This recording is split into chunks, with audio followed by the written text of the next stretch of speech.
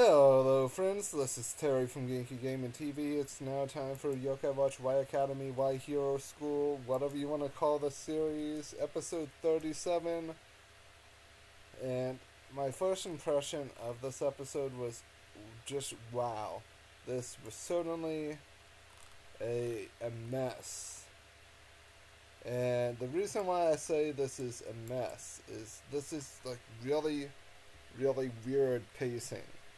It feels like they just lost their memories and now they're basically back. But this episode's focus was on Mikato and Junpei getting his memories back. And apparently, Mikato is Yokai World's #1 worst yokai. And the extreme ranks 100 years in a row.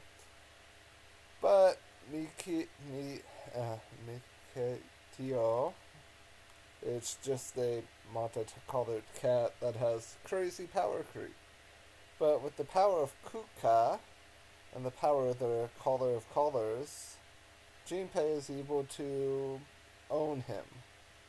And this episode is called Regain Our Hot Days, or Torimo Dose, or the Tachi no Asui Hibi. And this episode brought me more questions than answers about a lot of different spectrums here. Shinobu was there, Tinya, Daiyoji, Kuka. Like, literally everyone you can think of was in this episode. Even Whisper, yes, I know, even Uzumi Kawasan. And we did have a lot of different aliens present.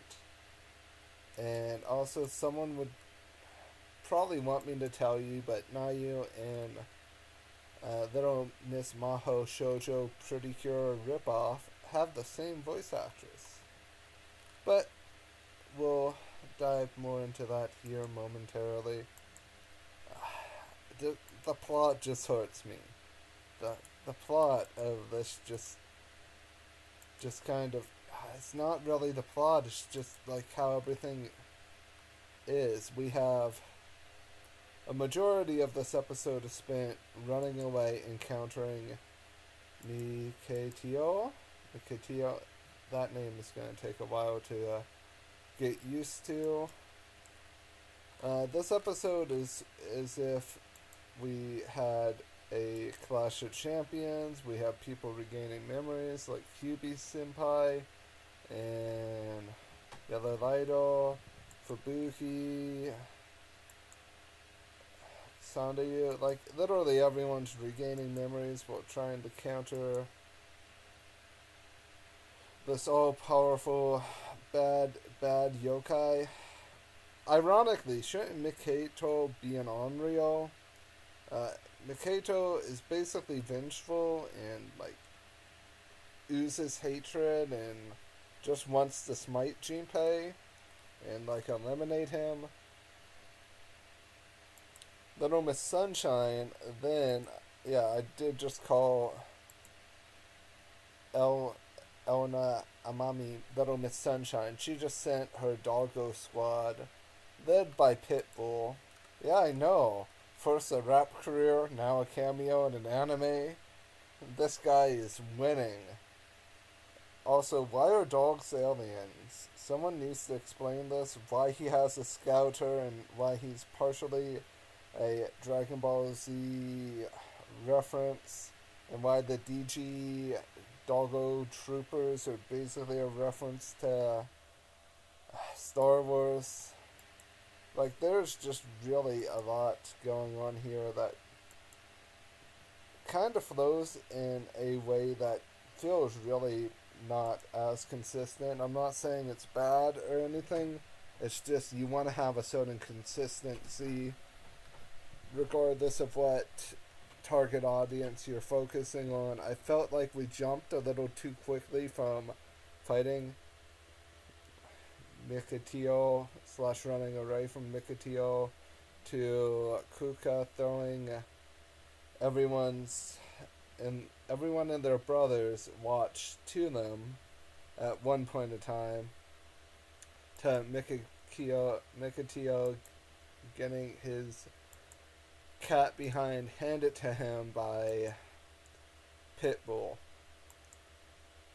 I mean, this is just really different. The fact that Junpei was able to dodge Mikatio attacks. I know the boy has plot armor, guys, and I know you guys are blue pilling me on him being a good character. Between the raps and between him basically weaving and dodging almost every attack, he only really got hit 4 or 5 times during this entire episode if you think about it. But with that being said, the ability to just be that evasive is really insane. You can even tell me that Goku has more plot armor than Junpei, but I'll still say this. I feel like Junpei gets his power-ups a little bit more rapidly than, let's just say, someone like a Goku or a Luffy or a Naruto. I'm using Shonen's big 3 as examples, just because they're the people I'm thinking of off of they're the first names that jump into my mind. I mean, Junpei isn't a bad character, but the way they've built him kind of just makes him that character that just is able to wreck everyone without really any help if you think about it. Junpei plus Mikatio equals that Earth Warden transformation, I guess. Yeah, that's its name, right? Earth Warden? I should probably look at the wiki so I'm 100% sure. Wiki time. Who is this hero? Yeah, Earth Walker. Okay. Which is really just kind of at the point of saying, I'm just realizing Earthwalker has tons of attacks medals. Has 3 or 4 4-star medals and 2 3-star medals. So, guys, get ready for some crazy cat attacks. I'm sure they'll be catatonic, and I'm sure it will be to your perfection. And I'm sure Junpei is full of positivity. Okay, jokes aside, Earthwalker is a cool power-up.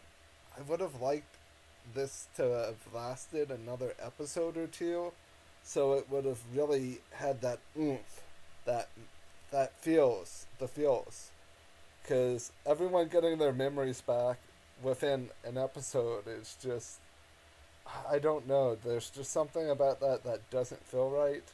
Also, guess who's back? Back again. Ronto's back. Tell your friends Ronto's back, Ronto's back, Ronto's back, and he's with a lolly, but Ronto's back. So, by the magic of space aliens and not killing off the only character that I truly enjoy in the series other than Fubuki and Motaro, by the space power of a tiny lolly, Ronto is safe. So, Nayu basically explains, oh, Future is in bad state if we let this psycho pretty cure Super Saiyan mage princess take over the world. We should work together. Like, I'm paraphrasing a lot of this, by the way, to, like, make it pop and have some impact. But Nayu basically says, yeah, there's a future you, and, like, there's a future that's unclear, but if we let Elna, I'm not saying her, like, Onryo alien name because I don't have it in front of me, but Nayu basically explains the situation that there's dire need for some actual alliances to occur. So, with that said, guys, this decisive team of Nayu and Ronto and our heroes all working together is now a new thing that will probably be a temporary alliance, but with Nayu still being listed as an alien, she could honestly go either way. But I trust Nayu more than I trust Junpei from getting this complete. Also, I want to say there was a really weird glitch in the animation of Mikitio's fusing with Junpei. That color, it was turned off the scene prior, but is shown dropping in the animation. I'm not sure if they're trying to do something funny or weird with this, or if it was a glitch, or if it was left in unintentionally. I'm thinking it could be a glitch, but I'm not entirely sure. Also, Junpei now has the UR watch. It'd be wrong of me to not state that, similar to Ronto's watch. Also, we got the debut transformation of the Viper, which is one of the other characters that I care so much about. But everyone's gearing up for the final battle against Pretty Cure Fake, aka Elna, which is actually Elzameka,